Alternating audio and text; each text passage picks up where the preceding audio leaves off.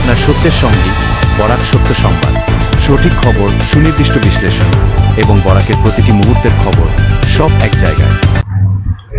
অসম সরকারের খিলঞ্জিয়া এবং জনজাতীয় বিশ্বাস ও সংস্কৃতি বিভাগ এবং সংগ্রহালয় সঞ্চালকের উদ্যোগে ভারতীয় সংগঠন Indian association for the study of conservation of cultural property এর সহযোগিতায় আসাম রাজ্যিক সংগ্রহালয়ে আজ থেকে 3 দিন ব্যাপী conservation of cultural heritage with an emphasis on textiles শীর্ষক জাতীয় স্তরের আলোচনা শুরু হয়েছে। আজ এই সম্মেলনের উদ্বোধন করেন আসাম সরকারের মন্ত্রী যোগেন মোহন। অনুষ্ঠানে উপস্থিত ছিলেন আসাম সরকারের খিলঞ্জিয়া ও জনজাতীয় বিশ্বাস ও সংস্কৃতি বিভাগের সচিব মানস নাথ, সভাপতি রমেশচন্দ্র জৈন এবং আসাম রাজ্যিক সংগ্রহালয়ের সঞ্চালক অরবিন্দ বড়ুয়া প্রমুখ। রাজ্য সরকারের সিদ্ধান্ত নিয়েছে যে শ্যামা কানু মহন্ত এবং তার সঙ্গে যুক্ত কোনো সংগঠনকে আসামে কোনো অনুষ্ঠান বা উৎসবের আয়োজন করতে দেওয়া হবে না। এছাড়াও রাজ্য সরকার তার সঙ্গে প্রত্যক্ষ ও পরোক্ষভাবে যুক্ত কোনো অনুষ্ঠানে কোনো আর্থিক অনুদান, বিজ্ঞাপন বা পৃষ্ঠপোষকতা প্রদান করবে না।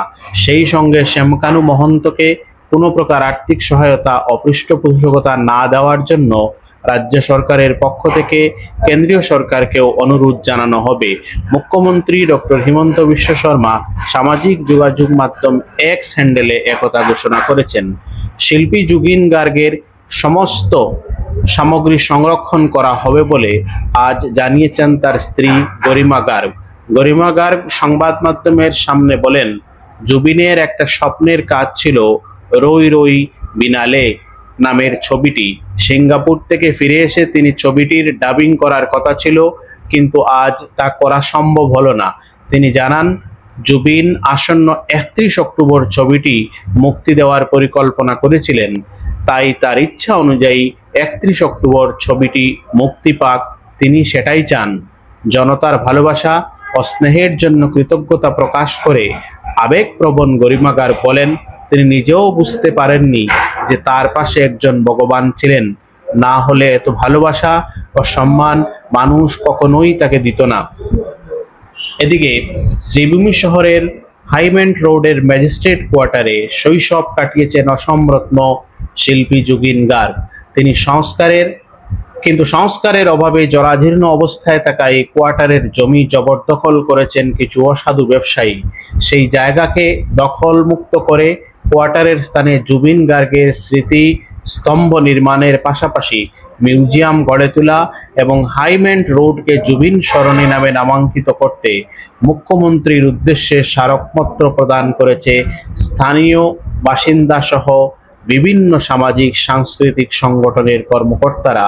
জেলা আয়ুক্ত প্রদীপ কুমার দ্বিবেদীর সঙ্গে সাক্ষাৎ করে মুখ্যমন্ত্রীর উদ্দেশ্যে দাবি সম্বলিত স্মারকপত্র প্রদান করা হয়েছে।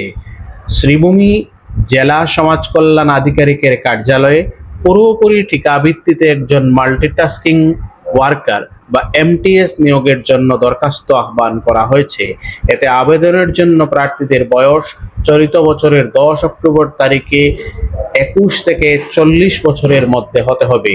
শিক্ষাগত যোগ্যতা যে কোনো স্বীকৃতিপ্রাপ্ত প্রতিষ্ঠান থেকে 10ম শ্রেণী উত্তীর্ণ হতে হবে। এতে অফিসের কাজে দক্ষ প্রার্থীদের অগ্রাধিকার দেওয়া হবে এবং বেতন হাব মিশন শক্তির অনুসারে মাসে 7,200 টাকা দেওয়া হবে। প্রার্থীদের স্ট্যান্ডার্ড ফর্মে শিক্ষাগত যোগ্যতা, বয়সের প্রমাণ এবং অন্যান্য প্রয়োজনীয় নথিপত্র সহ দরখাস্ত আগামী 10 অক্টোবরের মধ্যে জেলা সমাজ কল্যাণ আধিকারিকের কার্যালয়ে জমা দিতে হবে। সাক্ষাৎকারের তারিখ পরে জানানো হবে বলে সমাজ কল্যাণ আধিকারিক এক বিজ্ঞপ্তিতে জানিয়েছেন। শ্রীভূমি জেলায় অক্টোবর মাসের প্রধানমন্ত্রী গরিব কল্যাণ যোজনার চাল বরাদ্দ করা হয়েছে।